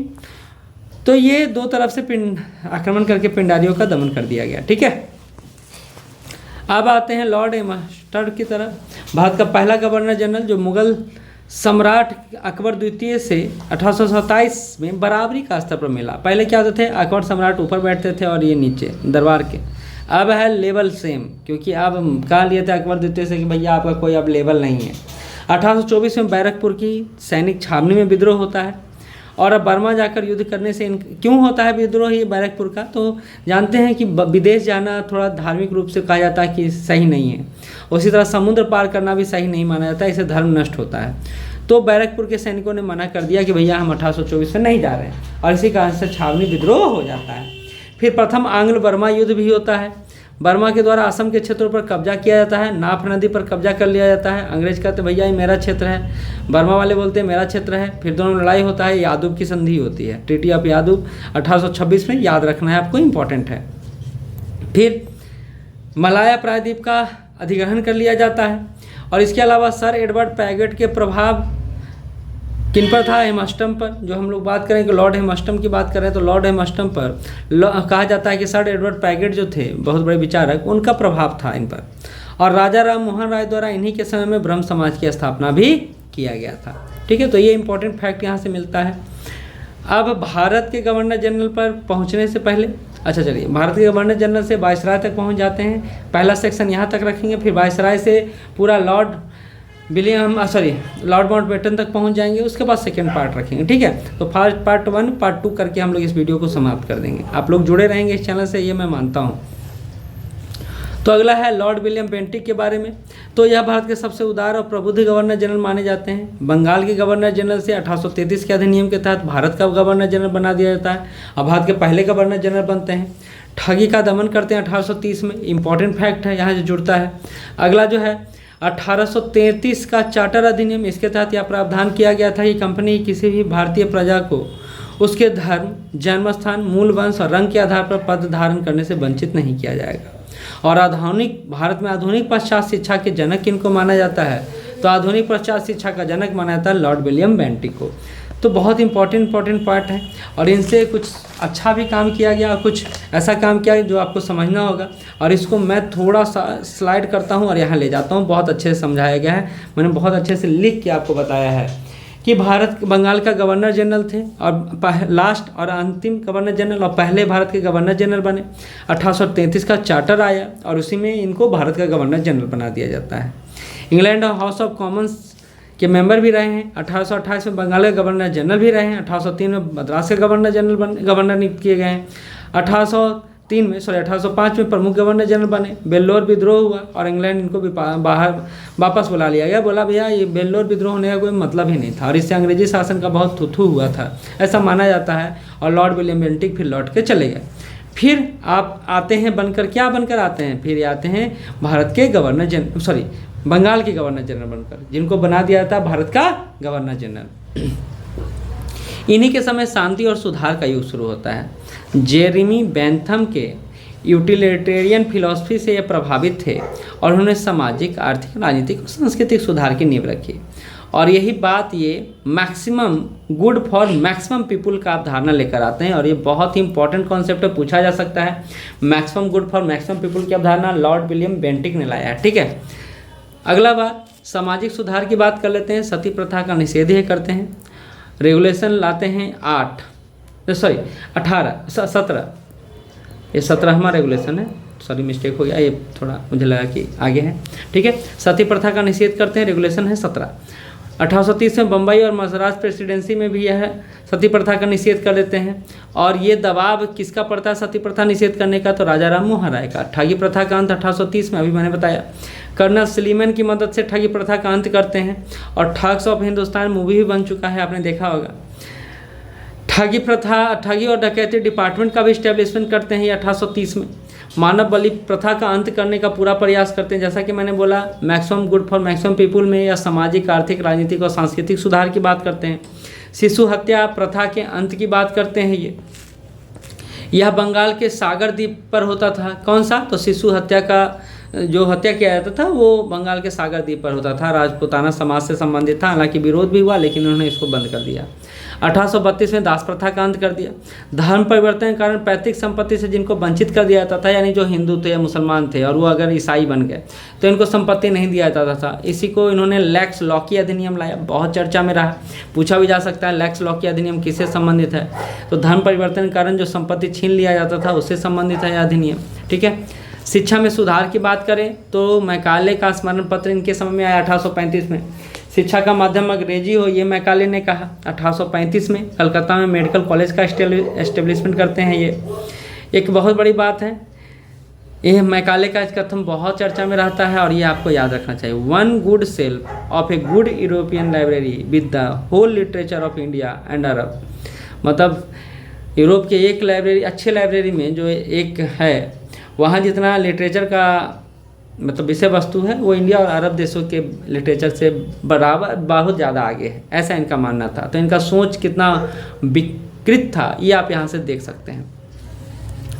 न्यायिक सुधार की बात कर लें, आगरा में सुप्रीम कोर्ट की स्थापना करते हैं। इलाहाबाद में बोर्ड ऑफ रेवेन्यू की और सदर ई दीवानी और सदर निजामत, 3 स्तर पर इलाहाबाद में यह न्यायिक सुधार की बात करते हैं। न्यायालय में फारसी की जगह क्षेत्रीय भाषा का प्रयोग की बात करते हैं। बंगाल के न्यायालयों में जूरी प्रथा का प्रचलन ये करवाने का प्रयास करते हैं और provincial court of appeal and circuit court का इस्टेब्लिशमेंट करने की बात करते हैं।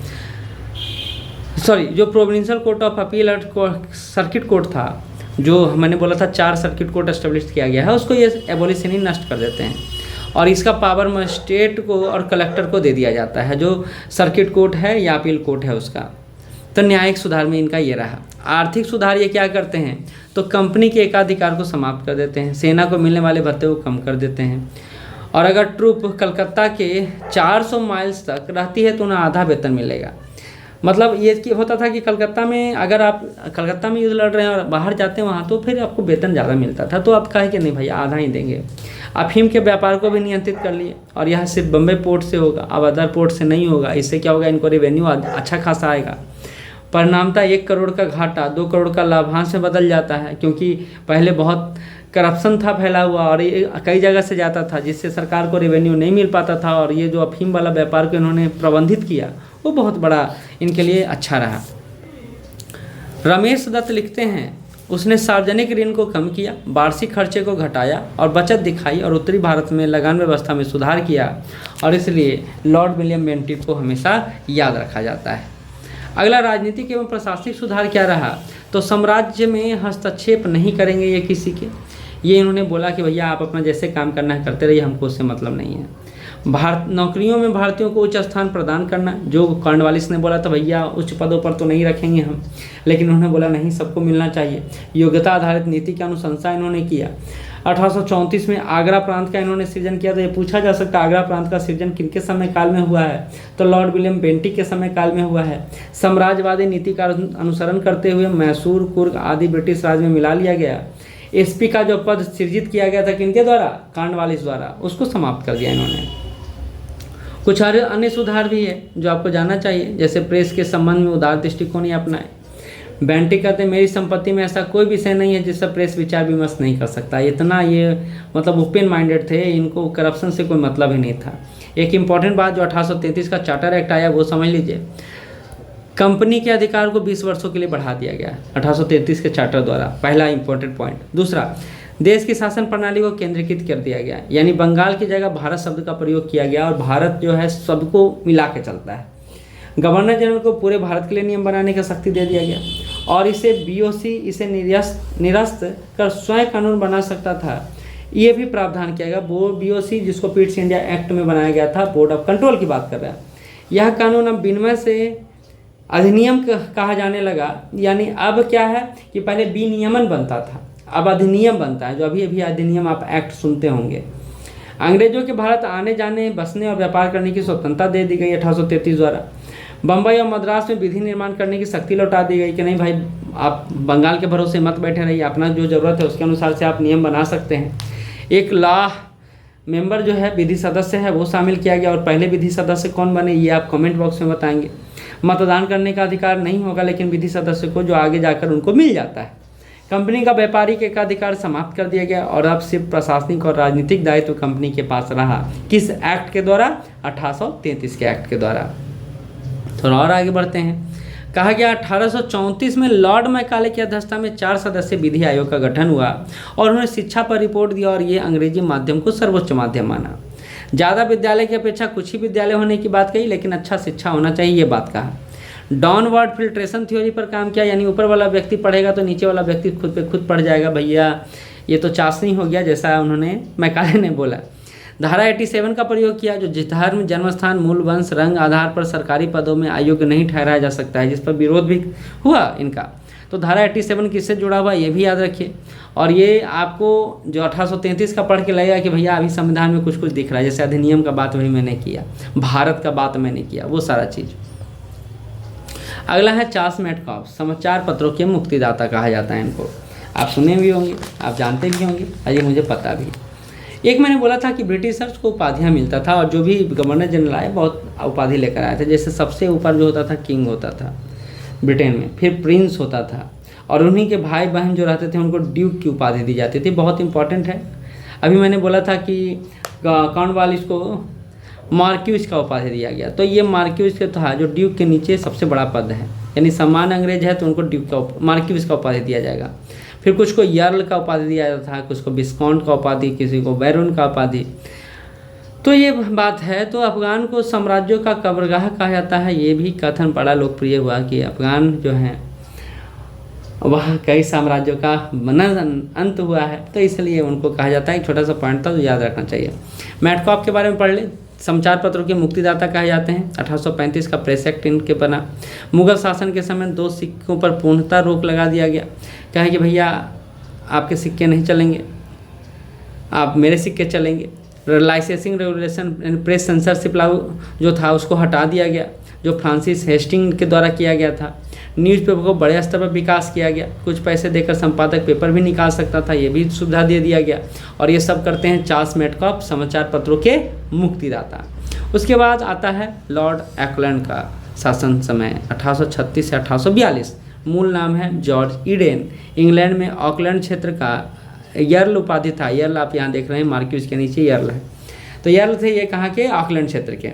1839 से 42 में पहला अफगान युद्ध हुआ। कारण क्या था? तो रंजीत सिंह अंग्रेज रणजीत सिंह और शाह शुजा के बीच त्रिपक्षीय मतलब युद्ध अब शांति समझौता हुआ और पहला अफगान युद्ध समाप्त हो जाता है। शाह शुजा कहाँ हैं? अफगान के शासक हैं। रणजीत सिंह कहाँ हैं? पंजाब के हैं और अंग्रेज यहाँ के हैं। तो ये तीनों मिलकर एक संधि करते हैं 1838 में, जिसका नाम है, वो आपने देखा कि त्रिपक्षीय संधि। अंग्रेजों को काफ़ी क्षति हुई और इन्हें वापस बुला लिया गया। किनको? लॉर्ड ऑकलैंड को। अब हैं जो लॉर्ड ऑकलैंड के बाद जितने भी आएंगे गवर्नर जनरल, वो बड़ा डरेंगे अफगान लोगों से। इसलिए मैंने अफगान को साम्राज्यों का कब्रगाह कहा गया। अभी अमेरिका भी गया था, बेचारा लौट के ही आ गया। 1839 में महाराजा रंजीत सिंह का मृत्यु हो जाता है, लेकिन अभी फूंक फूंक कर कदम रखा जा रहा है। और एडम्स रिपोर्ट आता है 1835, 36 और 38 में। बंगाल और बिहार में शिक्षा पर रिपोर्ट प्रकाशित किया जाता है। इन्हीं के समय ब्लैक एक्ट का निर्माण होता है, जो काले और गोरों में विभेद को समाप्त कर दिया जाता है। इसका भी प्रबल विरोध करते हैं श्वेत लोग। और 1837 में पोस्ट ऑफिस एक्ट बनकर आता है और ब्रिटिश प्रांत में लेटर बांटने का अधिकार दे दिया जाता है पोस्ट ऑफिस एक्ट के द्वारा। तीर्थ यात्रा कर को समाप्त कर दिया जाता है। दुर्गा पूजा पर प्रतिबंध हटा दिया जाता है। कई अच्छे काम किए जा रहे हैं। किनके समय में? लॉर्ड ऑकलैंड के समय में। भारतीय छात्रों को डॉक्टरी की पढ़ाई करने के लिए इंग्लैंड जाने की अनुमति मिल जाती है। तो लॉर्ड ऑकलैंड और आप चार्ल्स मेटकॉफ, ये दोनों के शासनकाल को बहुत अच्छे से समझे। ये भारत के लिए बहुत अच्छा कुछ कर रहे हैं और इससे भारत में काफ़ी बड़ा सुधार भी हो रहा है। अब आते हैं लॉर्ड एलनबरो। लॉर्ड एलनबरो 1842 से 1844 बहुत ज़्यादा दिन तक नहीं रहते हैं। प्रथम अफगान युद्ध समाप्त कर देते हैं, क्योंकि लॉर्ड ऑकलैंड को बुला लिया गया है। भैया युद्ध लड़ रहे हो, क्षति बहुत ज़्यादा हो रहा है। लॉर्ड एलनबरो आते हैं, कहते हैं भैया माफ़ करो, हम अब युद्ध नहीं लड़ेंगे। कहते हैं जेम्स जोनाथन, प्रत्येक तहसीलदार में मॉडल स्कूल शुरू करने का श्रेय लॉर्ड एलनबरो को जाता है। और स्कूल ऑफ टीचर्स ट्रेनिंग का भी शुरुआत कौन करते हैं? लॉर्ड एलनबरो करते हैं। ये कौन कह रहे हैं? जेम्स जोनाथन कह रहे हैं। 1843 में चार्ल्स नेपियर ने सिंध को अंग्रेजी साम्राज्य में मिला लिया। और कहा जा रहा है कि 1843 में ग्वालियर की शासिका ताराबाई को निसंतान होने पर उनका राज्य हड़प लिया गया लॉर्ड एलनबरो के द्वारा। दौलत राव सिंधिया की पत्नी थी। और आगे जो होता है अधिनियम 5 लाया जाता है। दास प्रथा पर प्रतिबंध लगाया दिया जाता है 1843 में। तो लॉर्ड एलनबरो के समय क्या क्या हुआ? तो मुख्यतः ये बात हुआ कि प्रथम अफगान युद्ध समाप्त कर दिया गया। दूसरा क्या हुआ? तो मॉडल स्कूल और ट्रेनिंग स्कूल का एस्टेब्लिशमेंट किया गया। तीसरा क्या हुआ? ग्वालियर की शासिका ताराबाई के कारण राज्य को हड़प लिया गया ग्वालियर को 1843 में। और अधिनियम 5 के द्वारा दास प्रथा को समाप्त किया गया, प्रतिबंध कर दिया गया। अब आते हैं लॉर्ड हार्डिंग की तरफ। लॉर्ड हार्डिंग 1844 से 1848, क्योंकि इसके बाद जिनका आगमन होता है उनको आप सभी जानते हैं, सभी देखे हैं, समझे हैं। तो लॉर्ड हार्डिंग के बारे में जान लें, बहुत ज़्यादा कुछ नहीं है। बालिका शिशु हत्या निषेध व नरबलि का निषेध जो है, जो 1844 में हुआ है, वो लॉर्ड हार्डिंग के समय हुआ है। 1845-46 में प्रथम अफगान सिख युद्ध हुआ। कारण था महारानी जिंद कौर का राजनीतिक महत्वाकांक्षा। वो चाहते थे कि उनके अनुसार शासन करें। रंजीत सिंह की छोटी महारानी है, मैंने बोला रंजीत सिंह का मृत्यु हो गया है। रानी जिंदा के नाम से भी जाना जाता है किनको? महारानी जिंद कौर को। और अंग्रेजों ने इनको पंजाब का मिसालीना कहा है। तो ये बहुत इंपॉर्टेंट पॉइंट है। महारानी जिंद कौर, रंजीत सिंह की छोटी महारानी रानी जिंदा, और अंग्रेजों ने इनको पंजाब का मिसालीना कहा है। और कहा है कि इनके ही महत्वाकांक्षा के कारण पंजाब की जो दुर्दशा हुई दिखाई दे रहा है। 9 मार्च 1946 में लाहौर की संधि होती है। 1946 गलत है, ये हो जाएगा 1846, ठीक है। और कश्मीर छीन लिया जाता है। जोगिंदर दोआब को ले लिया जाता है इनसे, क्योंकि ये हार जाती हैं। कहा जाता है कि लॉर्ड हार्डिंग ने जनरल कैम्पबेल को खोंड जनजाति में नरबली हत्या को रोकने के लिए भेजा था। तो ये भी इम्पोर्टेंट है कि खोंड जनजाति में नरबली को रोकने के लिए लॉर्ड हार्डिंग ने भेजा है। अंग्रेजी भाषा को अनिवार्यता लागू करने के लिए बात करते हैं लॉर्ड हार्डिंग की। कोई भी नियुक्ति होगा अंग्रेजी भाषा आपको जानना है।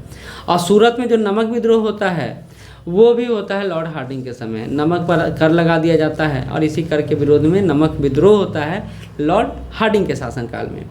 अब जो हम लोग पहुंच चुके हैं वो पहुंच चुके हैं, ये सब पढ़ लिए हम लोग, ये सब पढ़ लिए। एलनबरो, ऑकलैंड हो गया, लॉर्ड हार्डिंग प्रथम हो गया, डलहौजी, ये इंपॉर्टेंट हैं और यही आज के अंतिम रहेंगे। फिर अगला क्लास में हम लोग आगे का जो वायसराय का सिस्टम शुरू होता है वहाँ पहुँचेंगे। लॉर्ड डलहौजी, जिनका नाम है जेम्स एंड्रयू ब्राउन रैगसे, और बाकी जब जानकारी मैं इसको आपको इस दूसरे फॉर्मेट में उपलब्ध कराऊंगा जो बहुत तरीके से मैंने तैयार किया है। अभी मैंने बोला मार्क्यूस का उपाधि इनको मिला हुआ, यानी ड्यूक के नीचे, तो बहुत बड़े पदाधिकारी हैं ब्रिटेन में। पर्सनालिटी इनका कैसा है डलहौजी का, तो साम्राज्यवादी हैं, न्याय या अन्याय में भेद नहीं करना इनको आता है, और ब्रिटिश साम्राज्य का विस्तार हो एकमात्र उद्देश्य है। सबसे युवा गवर्नर कौन है, तो लॉर्ड डलहौजी हैं।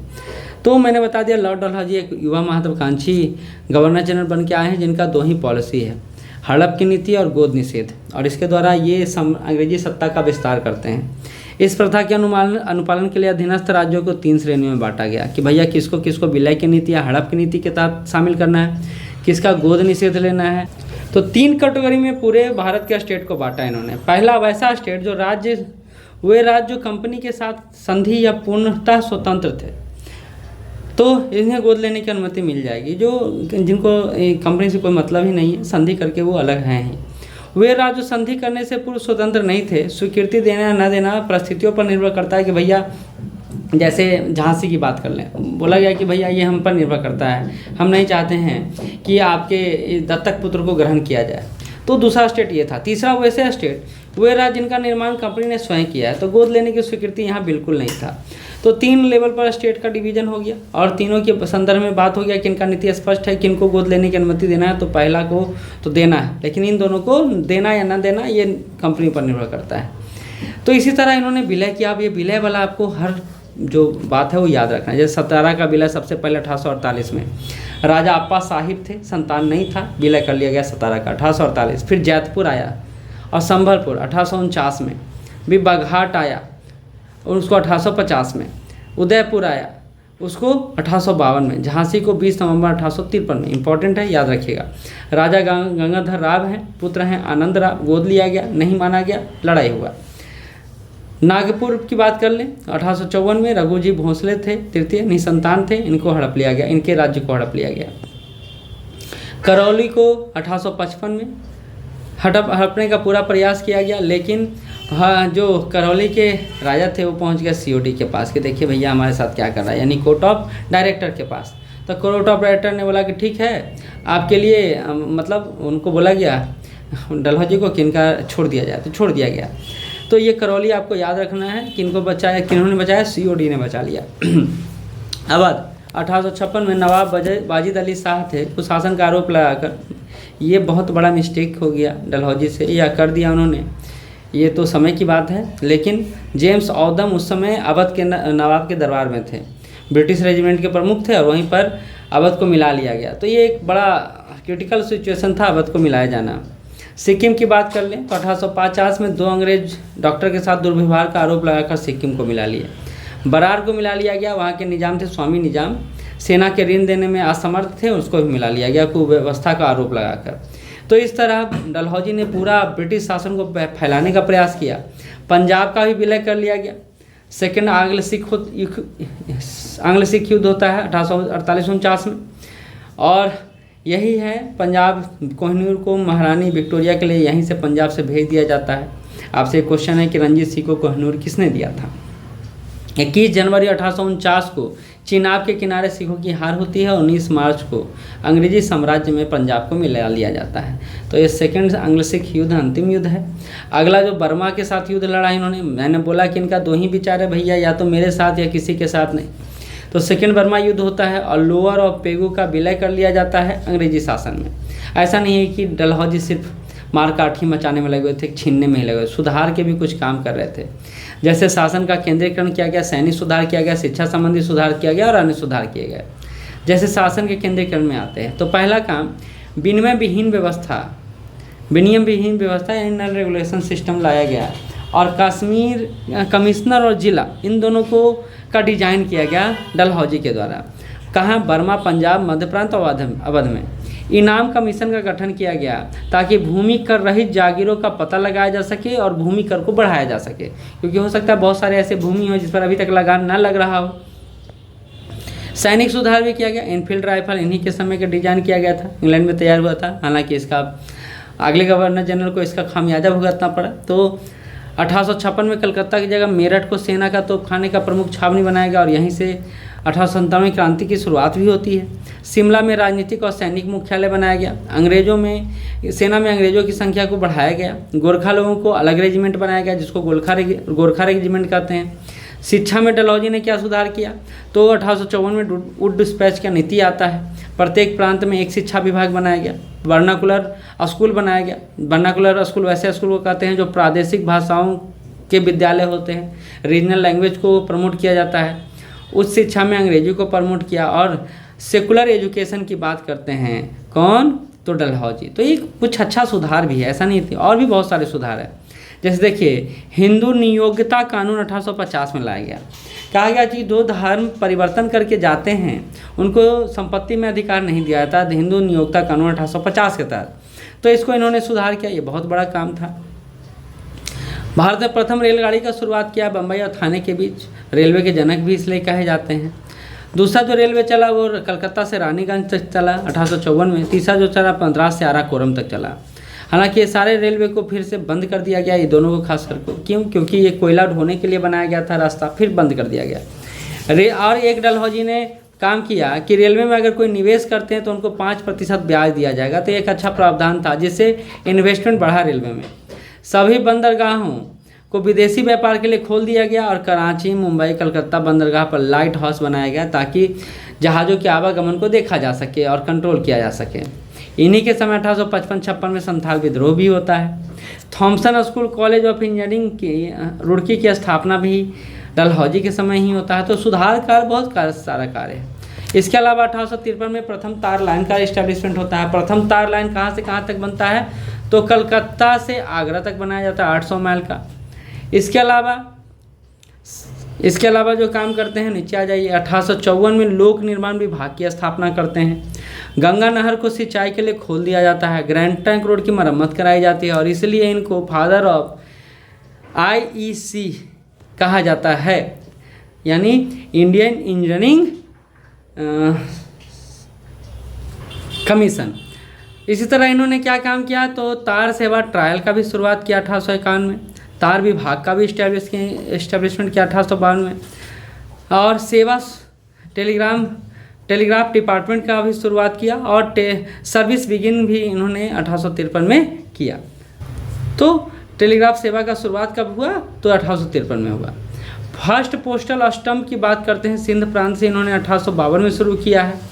इसी तरह आगे बढ़ते हैं और एक इम्पॉर्टेंट फैक्ट देखिएगा, 1854 में नया पोस्ट ऑफिस अधिनियम लेकर आते हैं। ये इम्पॉर्टेंट है और भारत में पहली बार डाक टिकट जारी किया जाता है इसी पोस्ट ऑफिस अधिनियम के द्वारा। 1853 का चार्टर एक्ट भी बहुत चर्चा में रहा। क्यों चर्चा में रहा? क्योंकि इसमें कई सारे प्रावधान किए गए। कराची, मुंबई, कलकत्ता में बंदरगाह विकसित किए गए इसी और मर्चेंट सर्विस एक्ट नाविकों की स्थिति में सुधार के लिए लाया गया। तो ये भी पूछा जा सकता है कि मर्चेंट सर्विस एक्ट किसके समय में लाया गया? तो ये भी डलहौजी के समय ही लाया गया। तो कई सारे ऐसे सुधार हैं जो डलहौजी के समय ही हुए। 1853 का चार्टर एक्ट देख लीजिए, कहता है कंपनी को 20 वर्षों के लिए जीवन दान मिला। तो एक क्वेश्चन आता है जिसका आंसर आप गलत दे देंगे कि कंपनी का खात्मा कब हुआ? तो आपका आंसर होगा 1858, जो बिल्कुल गलत है। या कंपनी का खात्मा हुआ 1773 के एक्ट के द्वारा। तो ये इंपॉर्टेंट है। विधायी कार्य को प्रशासनिक कार्य से अलग करने का काम किया इन्होंने। विधि सदस्य में गवर्नर जनरल को पूर्ण सदस्य बनाया गया। विधि सदस्य को गवर्नर जनरल की कार्यकारिणी में पूर्ण सदस्य बनाया गया, लेकिन मतदान पहले जो नहीं कर सकता था अब कर सकते थे। विधि निर्माण हेतु भारत के लिए 12 सदस्यीय कमेटी का गठन हुआ और इसी को विधान परिषद कहते हैं। और इसी विधान परिषद के लिए विभिन्न क्षेत्रों और प्रांतों के प्रतिनिधियों का चयन किया गया और इसी को क्षेत्रीय प्रतिनिधि कहते हैं, जिसमें सुप्रीम कोर्ट के जज थे, प्रांतों के प्रतिनिधि थे और गवर्नर जनरल कार्यकारिणी के सदस्य थे। इनके द्वारा पारित विधि को अधिनियम बनाने के लिए गवर्नर जनरल की अनुमति आवश्यक कर दिया गया। इसी को वीटो पावर भी कहते हैं। कोर्ट ऑफ डायरेक्टर की सदस्य संख्या 24 से घटाकर 18 कर दिया गया और कंपनी के कर्मचारियों की नियुक्ति नामजदगी की जगह प्रतियोगी परीक्षाओं के द्वारा होगा। तो डलहौजी को आप सिर्फ बुरे काम के लिए जो जानते हैं छोड़ दीजिए, अच्छा काम भी इन्होंने बहुत किया है, जो आप यहाँ सामने मैं दिखा रहा हूँ आपको। आगे बढ़िए। वुड डिस्पैच की नीति, जो शिक्षा के क्षेत्र में मैग्ना कार्टा भी कहा जाता है। 19 जुलाई 1954 को कंपनी ने शिक्षा नीति को लेकर एक समिति का गठन किया, उसी का नाम है भारतीय शिक्षा का मैग्ना कार्टा कहा जाता है। इसमें 100 अनुच्छेद थे। अंग्रेजी शिक्षा को उच्च शिक्षा से जोड़ा जाए, महिला शिक्षा को प्रोत्साहन किया जाए, ये है वुड्स पैच की नीति। गाँव में देसी भाषाओं में शिक्षा एवं पाठशाला हो, तकनीकी एवं व्यावसायिक विश्वविद्यालय की स्थापना भारत में हो, ये वुड्स पैच कहते हैं। सेकुलर एजुकेशन इसकी बात करते हैं। इसके अलावा जो बात करते हैं वो करते हैं कि 5 प्रांतों में लोक शिक्षा विभाग की स्थापना होना चाहिए, बंगाल, बम्बई, मद्रास, पंजाब और नॉर्थ वेस्ट। इसके अलावा एंग्लो वर्नाकुलर उच्च विद्यालय और कॉलेज खोले जाएं, जिसमें एक हायर एजुकेशन सिस्टम क्रिएट किया जाए। अगला है, एक इम्पॉर्टेंट पॉइंट है, देख लीजिए, लंदन विश्वविद्यालय की तरह कलकत्ता, बम्बई और मद्रास में विश्वविद्यालय खोले जाएं, यानी बड़े विश्वविद्यालय खोले जाएं भारत में। और इसी संदर्भ में पहला कलकत्ता में भी खोला गया।